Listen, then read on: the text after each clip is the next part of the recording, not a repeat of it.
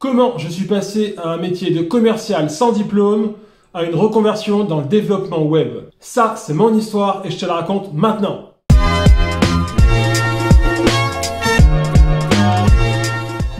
Salut à toi jeune codeur, moi c'est Maxime de la chaîne Max le Codeur et aujourd'hui je vais te partager mon histoire et qu'est-ce qui m'a amené à vouloir devenir développeur. Comme je te l'avais dit dans la précédente vidéo, j'ai 37 ans et j'étais commercial dans l'automobile depuis plusieurs années. Au fur et à mesure des mois, je me suis rendu compte que ça me plaisait plus du tout et que j'allais au travail à reculons, ça n'allait plus du tout dans ce métier-là. Plus de motivation du tout. J'ai commencé à regarder ce que j'aurais pu faire, donc j'ai commencé des recherches, beaucoup de recherches, énormément de recherches. Beaucoup de recherches.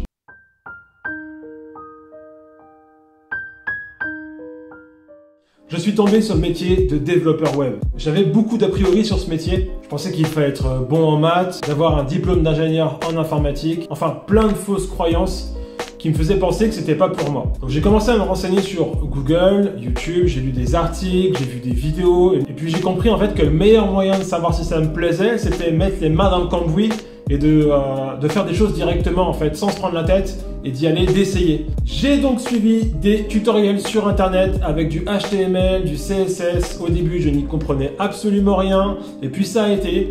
J'ai commencé à en faire pas mal. D'ailleurs, je te mettrai en description des petits liens si tu veux t'essayer au HTML, CSS si tu n'as jamais essayé. Je pense que c'est bien pour commencer de savoir si ça va te plaire ou pas. Et là, j'ai pu commencer à faire mes premières pages web. Je me suis pris pour un codeur de la Silicon Valley. Pour moi, c'était bon. J'allais refaire Facebook, j'allais refaire YouTube. C'était pour moi. Mais à la fin de ces premiers exercices, tu te rends compte qu'il te manque pas mal de choses. Bon, forcément, au début, il te manque de la théorie.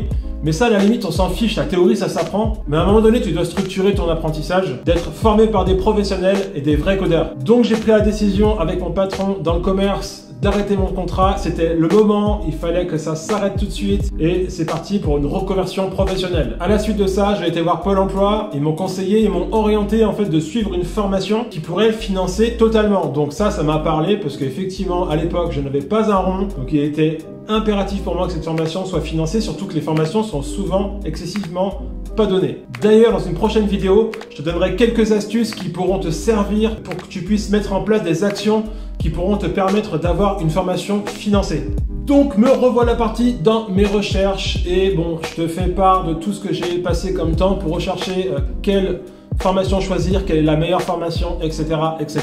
Les meilleures formations, je pense pas qu'il y en ait une qui est meilleure que l'autre. Ça reste propre à chacun. Quoi qu'il en soit, j'ai choisi, moi, de rejoindre le bootcamp du Wagon. Je te mettrai des liens si tu souhaites aller voir ce qu'ils font. Je me suis renseigné sur l'organisme. Ça m'a plu. J'ai rencontré une personne là-bas et j'ai décidé donc de monter mon dossier de financement avec Pôle emploi avec cette formation-là. À peu près un mois plus tard, j'ai reçu une réponse positive de Pôle emploi. Il me finançait totalement ma formation. Merci Pôle emploi. Je rappelle que cette vidéo n'est absolument pas sponsorisée par Pôle emploi. J'ai commencé le Wagon au mois de octobre 2019 et j'ai terminé au mois de décembre 2019. Une fois que la formation était terminée, j'ai eu de la chance puisque j'ai pu avoir en fait un contrat de freelance assez rapidement avec un de mes collègues de la formation et ça nous a permis en fait de commencer à nous mettre un petit peu les mains dans un vrai projet pour un vrai client cette fois. Et bim, monsieur, le Covid-19 est arrivé. Du coup, cette mission s'est arrêtée. Donc, ce qui s'est passé, c'est que on a pas mal réfléchi avec cette période-là, avec la personne avec qui je travaillais à l'époque. Et il était important qu'on gagne encore plus d'expérience. Donc, aujourd'hui, en fait, on essaye de travailler, on fait des choses. Donc, ça, je vous en parlerai aussi plus tard.